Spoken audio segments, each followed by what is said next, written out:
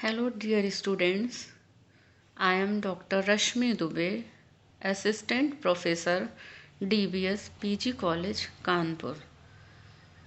Students, we have discussed what is a tragedy and we have also learned the definition of tragedy. Today, I am going to discuss with you the characteristics of tragedy. Though there are various characteristics of tragedy, but we will discuss some of them. The main characteristics of tragedy are 12 or 13. We will discuss it one by one. First is the tragic hero. Second is good versus evil. Number 3, Hamartia. Number 4, tragic waste. Number 5, plot. 6, catharsis. 7, chorus. Number 8, central belief in fate. Number 9, the three unities. Number 10, tragic relief. Number 11, diction. 12, imitation. 13, vision of tragedy.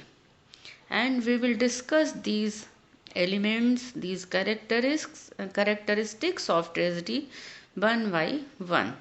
First is tragic hero.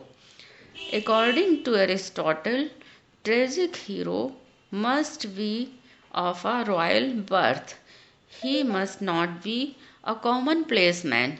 He must not be a common man, एक common man, common आदमी tragedy का hero नहीं हो सकता है. He should be good in character, he should be all the good qualities, और उसको life में इतनी ऊंची पोजीशन पर होना चाहिए.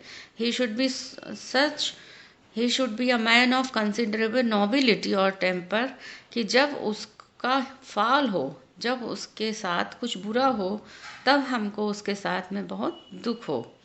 इसलिए एक कॉमन पर्सन कभी भी ट्रेजेडी का हीरो नहीं होना चाहिए.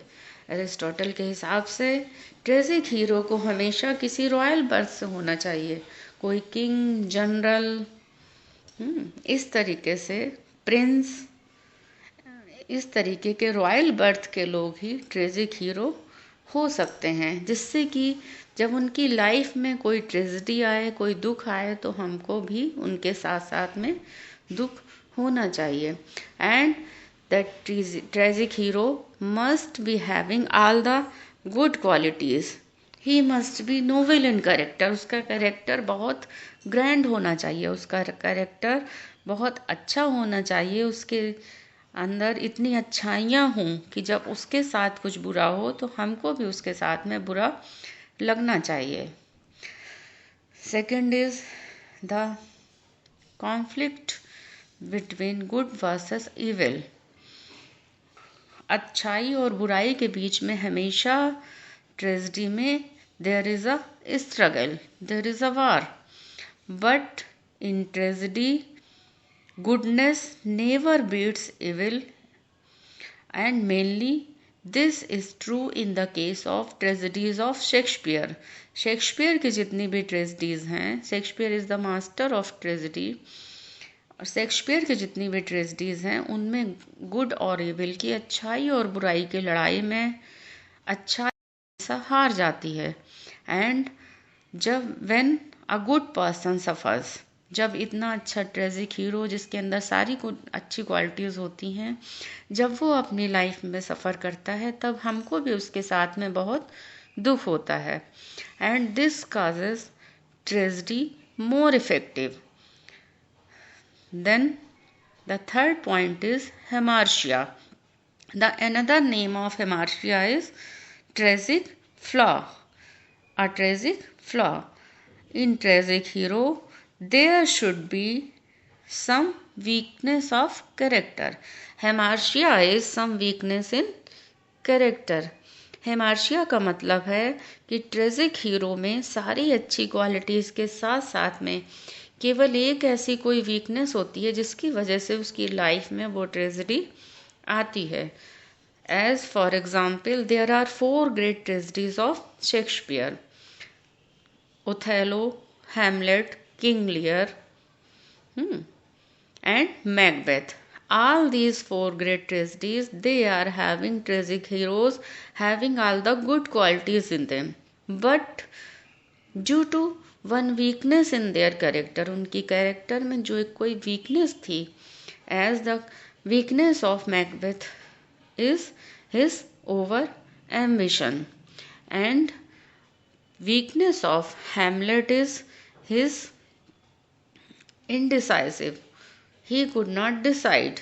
The main line with Hamlet is to be or not to be. हमेशा Hamlet ये सोचता रहता था ऐसा होना चाहिए कि ऐसा नहीं होना चाहिए. He was always in a confused state. And this was the hamartia. This was the tragic flaw in the character of Hamlet. And the tragic flaw or hamartia with Othello was suspiciousness. वो शक्की मिजाज का था, इसीलिए उसकी life में tragedy I. And the hamartia or tragic flaw with King Lear was his over credulousness. वो जरूरत से ज़्यादा लोगों पर विश्वास कर लेता था. This was the hamartia in the character of King Lear. So these are the examples of four great tragedies by Shakespeare. Besides these tragic flaws, they were great heroes, they were great warriors, they were great persons in their life.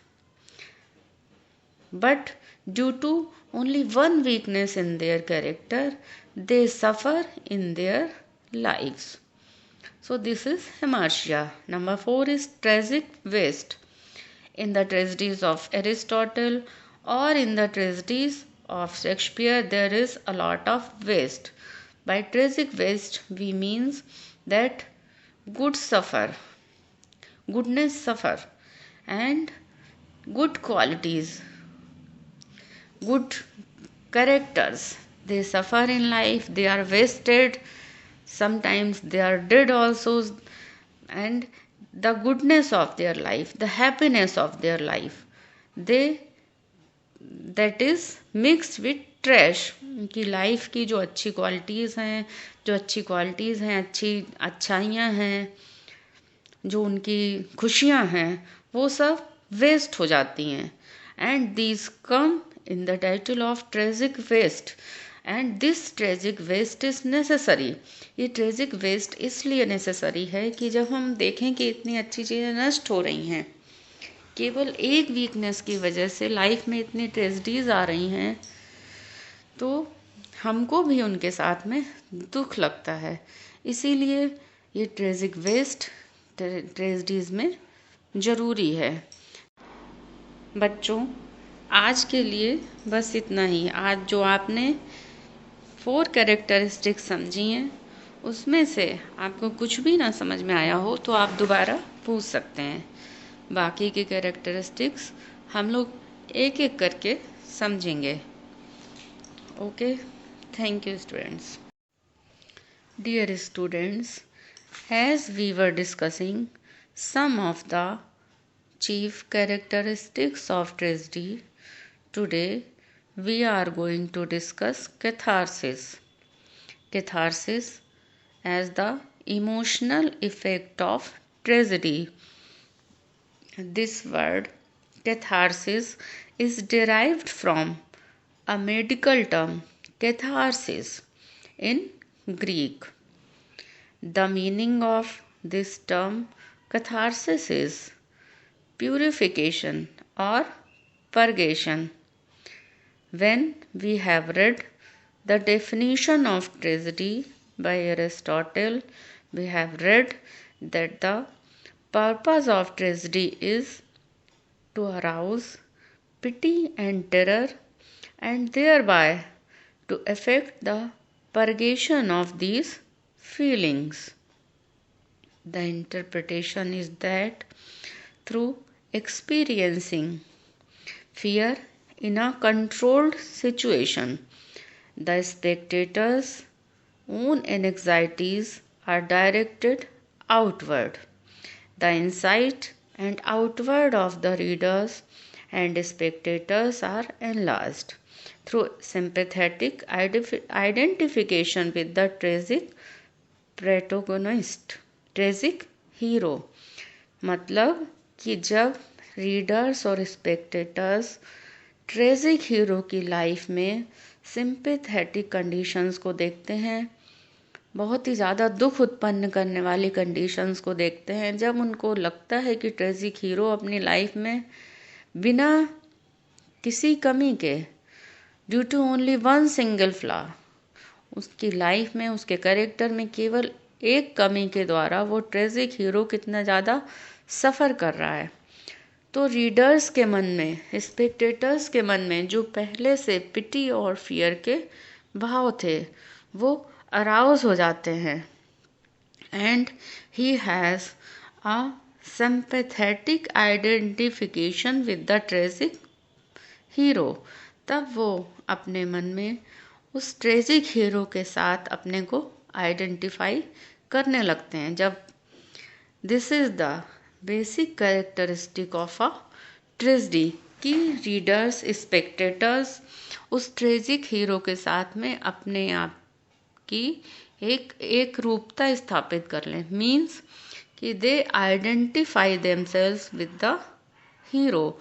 उनको लगता है कि hero की life में जो कुछ हो रहा है वो उनकी लाइफ से मिलता जुलता है। And they become one with the characters of the tragedy। As the tragic hero suffers, they also suffer। As he is troubled in his life, they feel troubled in their lives।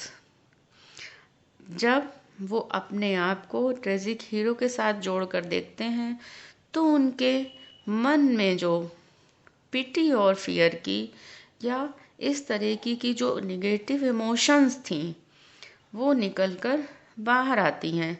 And they are reached up to a climax and these emotions they are raised up to their upper most part. This is called climax.